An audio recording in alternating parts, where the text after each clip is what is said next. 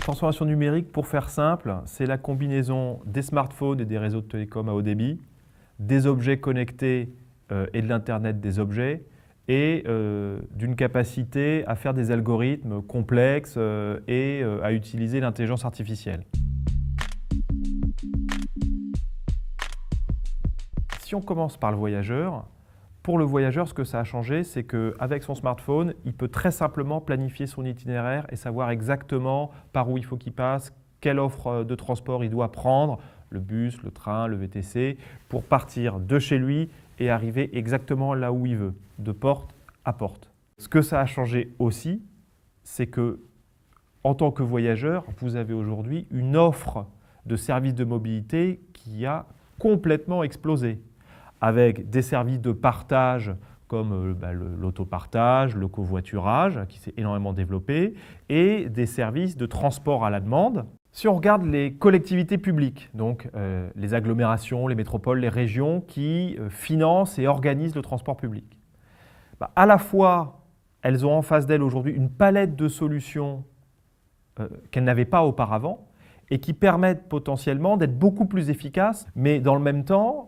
cette palette très large et ce foisonnement de solutions, d'acteurs, de start-up rend leur rôle plus complexe et plus compliqué à assurer. Parce qu'en fait, il faut quand même organiser tout ça de manière fluide et harmonieuse.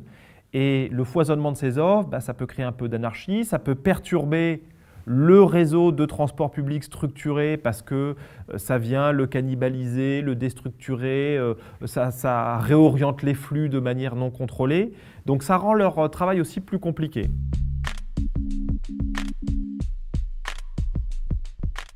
Alors quand on parle des opérateurs de transport public historiques, on parle surtout en fait des trois champions français que sont Keolis, Transdev et RATP.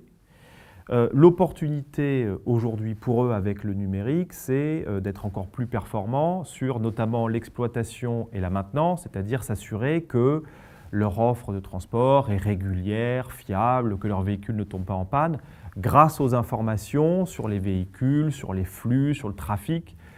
qu'ils vont pouvoir récolter grâce aux outils numériques. Et donc ça, c'est petit à petit en train de se mettre en place, mais aussi de la même façon, beaucoup plus de complexité dans leur métier, parce que d'opérateurs de systèmes de transport traditionnels, ils doivent devenir intégrateurs de mobilité en articulant tous ces nouveaux services de manière intelligente et lisible pour le voyageur, tout en trouvant un modèle économique qui tourne pour tout le monde, ce qui n'est pas simple. Et en plus de ça, ils voient autour d'eux qu'apparaissent plein de nouveaux acteurs qui viennent piocher sur leur terrain de jeu.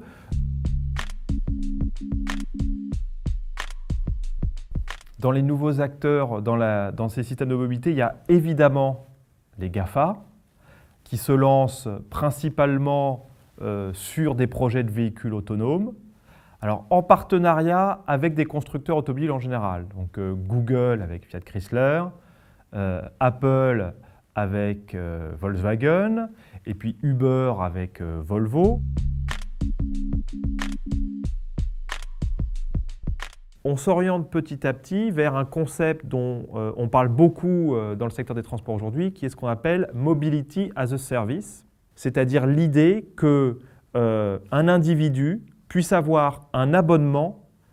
qui réponde à ses besoins de mobilité personnelle, avec différents niveaux de services, différents niveaux de prix, en fonction de est-ce que je suis quelqu'un qui voyage très occasionnellement, très souvent, loin, pas loin, plutôt dans des véhicules personnels ou partagés, etc., etc.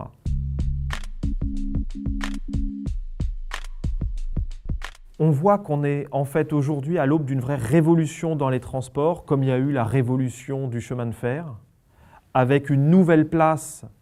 pour la voiture, une nouvelle forme de mobilité qui soit plus propre, qui soit plus partagée, mais aussi plus efficace et peut-être plus économe. Alors la promesse paraît incroyable. Évidemment, il y a plein de défis pour y arriver. Les opérateurs, les constructeurs, les pouvoirs publics, les acteurs du numérique vont fonctionner ensemble pour construire ces systèmes de mobilité de demain. Parce qu'une conviction que nous, on a, c'est que quand on voit la complexité de ce qu'il faut faire pour y arriver Et quand on voit tous les savoir-faire et toutes les compétences qu'il faut mobiliser pour construire ces systèmes de mobilité de demain, on se dit qu'aucun de ces acteurs ne peut y arriver seul et que ça passe forcément par des coopérations beaucoup plus fortes que celles qui existent aujourd'hui.